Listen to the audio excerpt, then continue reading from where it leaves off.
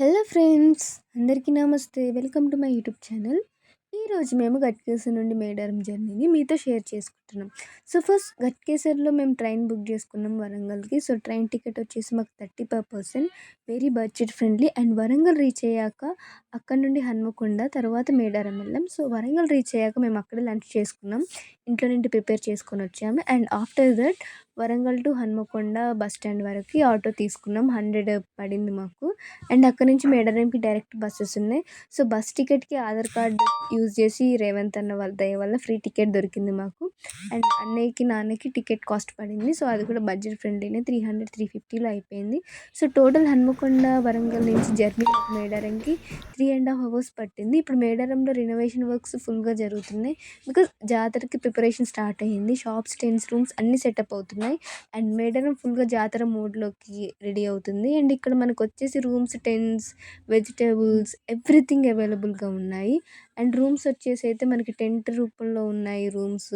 And అలాగే normal rooms, one rooms ఉన్నాయి. అవి వచ్చేసి కాస్ట్ మనకి 1500-3000. అండ్ టెంట్ రూమ్స్ వచ్చేసి అయితే 500-1000 ప్రజెంట్ ఉన్నాయి. అండ్ జాతర టైంలో అయితే ఇవి చాలా రేట్లు పెరిగే విధంగా కూడా ఉన్నాయి. అండ్ నైట్ అయ్యింది మేము వెళ్ళేసరికి, ఈవినింగ్ అయిపోయింది. సో 1 hour మేము అలా ఎక్స్ప్లోర్ చేసాము ఆ ఏరియా అంతా.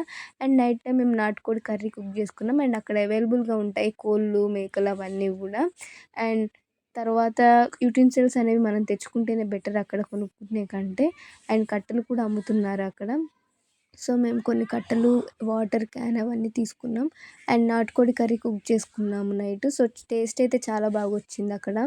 ఏంటో ఇలా పొయ్యి మీద వండినప్పుడు టేస్ట్ అలా ఒక విధమైన టేస్ట్ చాలా బాగా వచ్చేస్తుంది. అండ్ మార్నింగ్ 5 AM లేచి జంపన్న వాగు దగ్గర స్నానం చేసాం. అండ్ స్నానం తర్వాత అక్కడ మేము రెడీ అయిపోయి ఆటోలో గుడి దగ్గరికి వెళ్ళిపోయాము. కాకపోతే వాగు దగ్గర క్లీన్లీనెస్ ఎక్కువగా లేకపోవడం వల్ల కొంచెం అడ్జస్ట్ అవ్వాలి. సో ఎస్పెషల్లీ జాతర టైంలో, పీక్ టైంలో ఎక్కువ మంది వస్తుంటారు కాబట్టి జాగ్రత్తగా ఉండండి. అండ్ తర్వాత మేము అమ్మవారికి బంగారం, చీర, గాజులు తీసుకున్నాం. అండ్ గద్దెకి బయలుదేరిపోయాం. ఇప్పుడు రష్ ఎక్కువగా లేదు, కానీ ఆల్రెడీ కొంచెం క్రౌడ్ ఉంది. గద్దెల దగ్గర వరుసగా దర్శనం చేసుకున్నాం. మనకి మొత్తం అక్కడ 3 గద్దెలు ఉంటాయి, సమ్మక్క, సారక్క అండ్ గోవిందరాజు. అన్ని గద్దెలను దర్శించుకొని ప్రసాదం తీసుకున్నాం. దర్శనం అరౌండ్ 11 o'clock లోపలే కంప్లీట్ చేసేసాం. అండ్ లేట్ అయితే బస్సెస్ దొరకడం కష్టంగా అవుతుందని టైంకి రిటర్న్ జర్నీ స్టార్ట్ చేసాం. సో 12:30-1 లోపు మేము రిటర్న్ జర్నీని స్టార్ట్ చేసాము. సో ఫ్రెండ్, ఇది మన మేడారం జర్నీ అండ్ దర్శనం ఎక్స్పీరియన్స్. మీ ట్రిప్ ప్లాన్ చేసుకున్నారంటే ఎక్కడి నుంచి ప్లాన్ చేసుకుంటున్నారు, ఎలా చేసుకుంటున్నారు, ఇట్లాంటి ఏమైనా డౌట్స్ మీకు ఉంటే కామెంట్ సెక్షన్లో కామెంట్ చేయండి. అండ్ మీకు ఆ డౌట్స్ అన్నిటిని కూడా క్లారిఫై చేస్తాను. ఇంకేమైనా ఉంటే కూడా క్లారిఫై చేస్తాను. అండ్ ఎర్లీగా వెళ్ళడం బెస్ట్ టు అవాయిడ్ రష్. మీ ఇంట్లో ఎవరైనా పెద్దవాళ్ళకి ఉంటే ఎర్లీగా వెళ్ళడానికి మీరు ట్రై చేయండి. అండ్ ఈ వీడియో చూస్తున్నకి కూడా అసలు బెల్లం అని అనకండి అక్కడ జాతరలో, ఎందుకంటే బంగారం అని పిలవాలి. అదొక పాపపు పదంలాగా భావిస్తారు అక్కడ. అండ్ అలాగే బెల్లాన్ని బంగారం అని ఎందుకు అనాలి, ఇట్లాంటి టాపిక్ పైన మళ్ళీ ఇంకొక సపరేట్ వీడియో డీటెయిల్గా చేసి పెడతాను. Don't miss that video. And మీ అందరికీ కూడా ఏమైనా డౌట్స్ ఉంటే, కావాల్సిన డీటెయిల్స్ ఉంటే కింద కామెంట్ చేయండి, తప్పకుండా రిప్లై ఇస్తాము. అండ్ మీ అందరికీ, జర్నీ చేసే వాళ్ళందరికీ ఆల్ ది బెస్ట్.